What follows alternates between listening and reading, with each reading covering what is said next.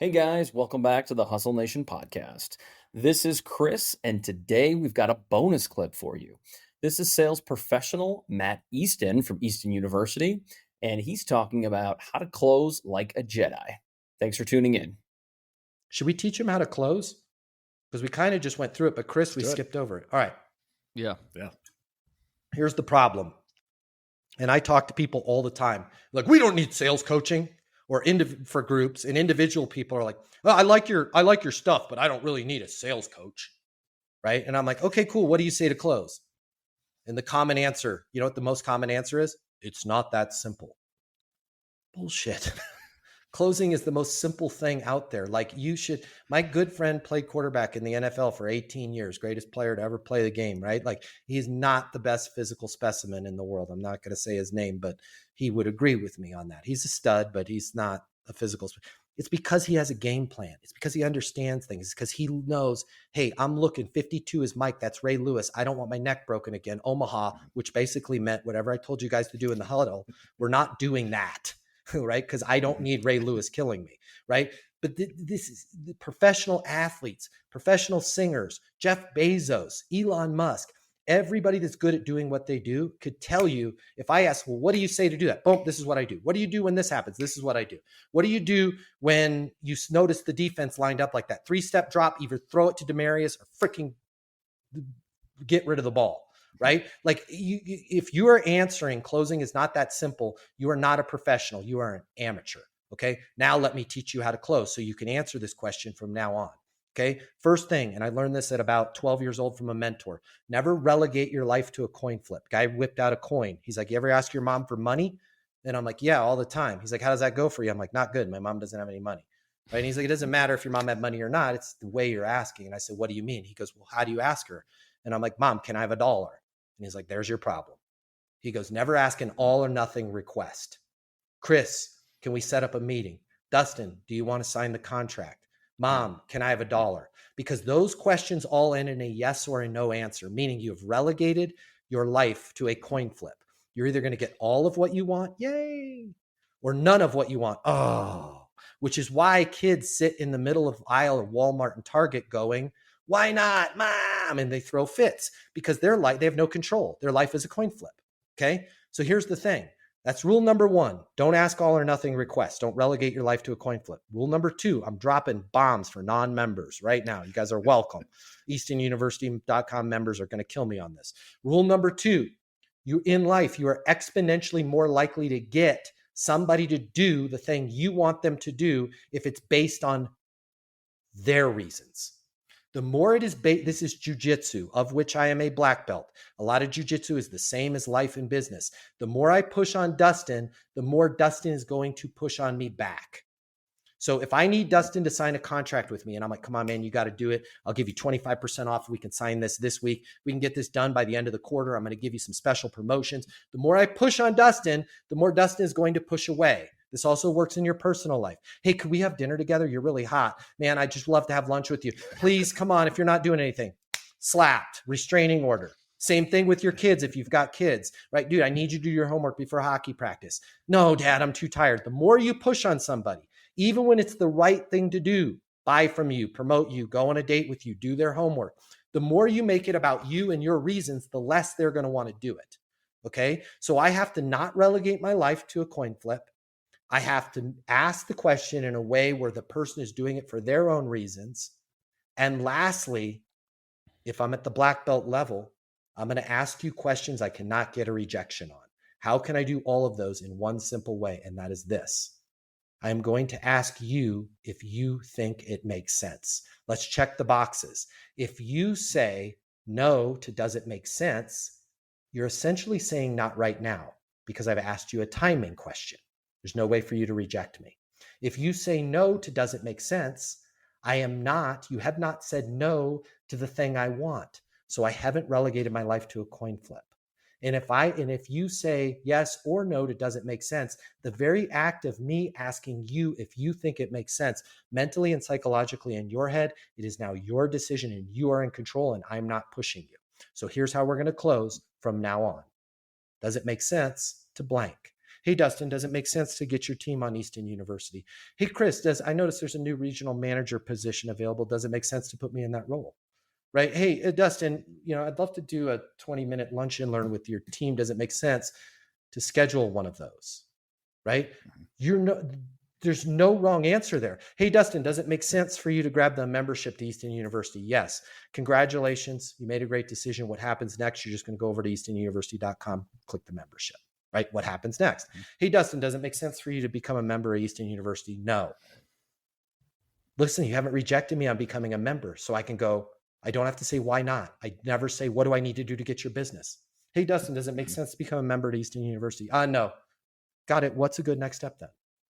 And I'm going to shut up and I'm going to let you answer, right? That may be, guys, remember, it's not as bad as you think sometimes. Well, I don't want to become a member. I want my whole team to become a member, right? Exactly. This is the kind of stuff that happens, right? And if I say, does it make sense for you to become a member to Easton University? And you say no, and I go, well, what do I need to do to get your business? I just blew up a massive, I'm going to bring 100-person team deal because you're like, oh my God, right? Nobody wants to buy this stuff. Stay cool, stay calm. Sully Sullivan, land the damn plane on the water. Hey, Dustin, does it make sense to become a member at Easton University? No. Got it. What's a good next step then? What's the worst thing that you could say? I don't know. Cheat codes. Guys, I'm giving you to life. When they say, I don't know, you have to ask the question globally first. What's a good next step then? But realize this, people love to boss other people around. It's in our nature, right? We are predators, man. We want to tell other people what to do. Right? We're locked up and we're tired of everybody telling us what to do. I want to tell somebody else what to do. Right? So you can leverage that by pointing the damn question back at yourself. And I just went through with a Fortune 500 company this morning. We did our training and they're like, well, I don't feel comfortable pointing the question at myself. It wouldn't work. And I'm like, okay, cool. Reject me the whole way. And every time I pointed the question at myself, this poor guy kept giving me an answer. And I'm like, Todd, you have to say, I don't know, or I need to think about it. And he's like, well, I can't. It sounds like this. Hey, Dustin, does it make sense to activate your membership to Easton University? No. Got it. What's a good next step then? I don't know. Makes sense. What's a good next step on my end? And this Todd guy was like, well, call me tomorrow. Perfect. I'll call you. Next step obsessed, guys. NSO. Perfect. I'll call you tomorrow. 2:30 p.m. if I haven't heard from you before then. Fair enough? Yeah, it works for me. Now, this is why I can manage 2,000 opportunities because I'm just setting a next step. And now at 2:30, exactly. Hey, and now, by the way, I go right back to my close at 2:30. Not how you doing, not checking in, right? Hey, Dustin, it's Matt Easton. As promised, it's 2:30 p.m. on Wednesday. Calling to see if it makes sense to get you activated on your membership to Easton University. I'm on my mobile, 720-660-3202. This is as simple as like, so does it make sense to blank? Does it make sense to get this in front of the board? Not right now, right? Hey, Chris, I noticed there's a new regional sales manager position available with the team. Does it make sense to put me in that role? No, Matt, it doesn't. Got it. What's a good next step then? Well, you've only worked here for the company for 3 days. We'd like to see some more out of you. In terms of seeing more out of me, can you give me some specific examples? Yeah, well, we need you to hit your numbers for at least, call it 2 months. And then we actually have a meeting with senior leadership once a quarter. If you could put what we put together, we call it a QBR, a quarterly business review, and present that to the group, right? At the next QBR, typically we save that for kind of elite level people. But if you want, I'll give you the opportunity to present. Yeah, I would love that. When's the next QBR, right? That's going to happen August 11th. Got it. Do you need anything before from me to secure my slot to present? Do you need my deck ahead of time? Nope. The only thing I need you to do is call Sally, let her know right now that you're going to have 15-minute slot on the August 11th meeting. Perfect. I will work on getting my numbers. No problem on that. And then I will be presenting to the group my QBR on August 11th. I'm going to call Sally. She's going to get me on the slide. Yeah, Matt, cool. Hey, good stuff, brother. Right? Like you can go through life. It's really easy. Does it make sense to blank? And then if they say no, I don't know. I need to think about it. Not right now. Got it. What's a good next step then? And shut up. If they still say, I don't know, what's a good next step on my end, or what's a good next step for me? If they still say, I don't know at that point, I'm giving you permission to set a next step. Dustin, you be my guinea pig here. Okay. And don't be Todd from the other call. Okay. I know you're going to want to give me an answer. Don't do it. Just say, I don't know all the way through. Right. Hey, Dustin, does it make sense to activate your membership to Easton University? I don't know. What's a good next step then? I don't know. Makes sense. What's a good next step on my end? I don't really know. I get it. It's an important decision. Based on everything you're telling me, it seems like a good fit for you. But again, only you can make that decision. How about we do this, Dustin? It is Tuesday. We do this. I'll call you Thursday at 3:00 if I haven't heard from you before then. Fair enough?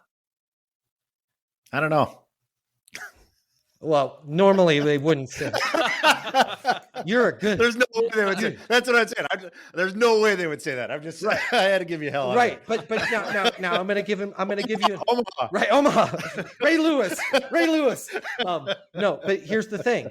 So now notice what I did there at the end, because all this stuff is like multi-million. It doesn't sound like a big deal, but this is literally like multi-million-dollar advice.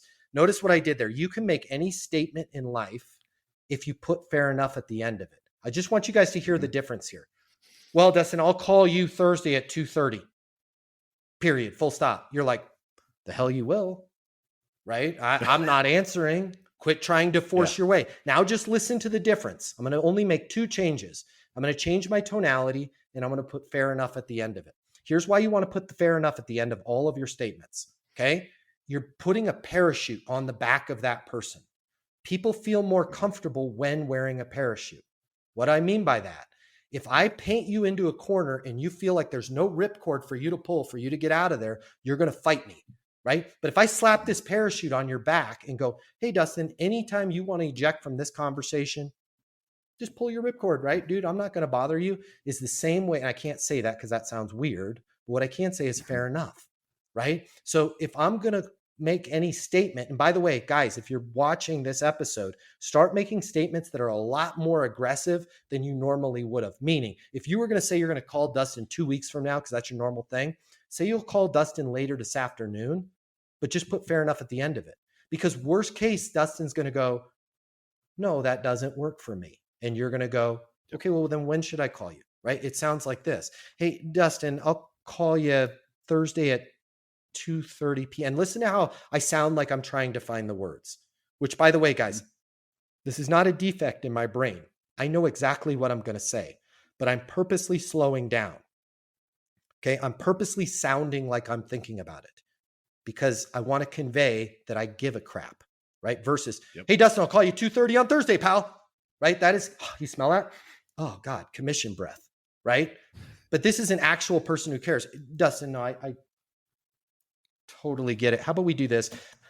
I'll call you Tuesday at 2:30 if I haven't heard from you before then. Fair enough? You're going to be shocked at how, when you put the fair enough, how often the person goes, no, that doesn't work, right? And just mirror them. Yeah. That doesn't work. Yeah, man, I really don't want to do another callback. Ideally, what I'd like to do is just get the team totally signed up. I'm convinced. Is there a link where we could sign them up? And we say that kiddingly, but you're going to be shocked. The listeners are going to be shocked. The viewers are going to be shocked.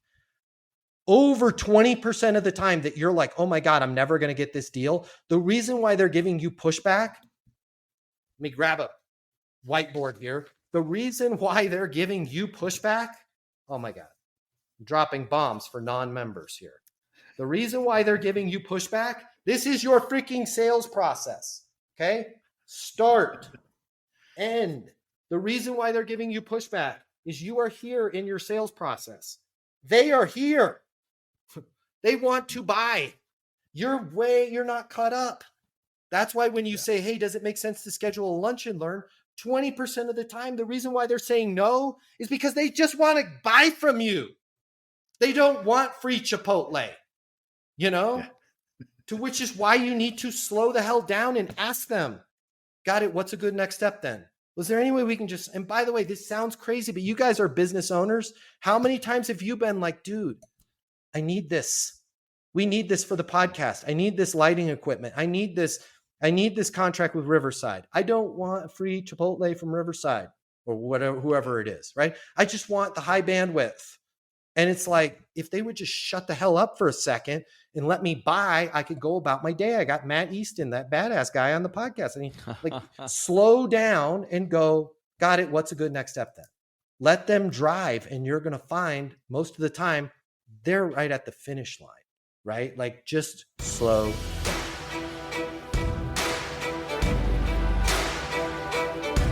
Thank you for being part of the Hustle Nation.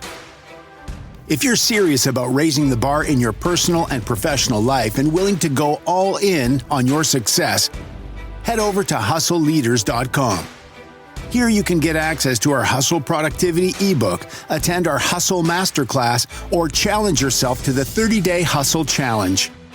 Pairing these tools and training with the Hustle Nation podcast will help you advance to a whole new level. Until next time, stay hungry and inspire those around you to hustle.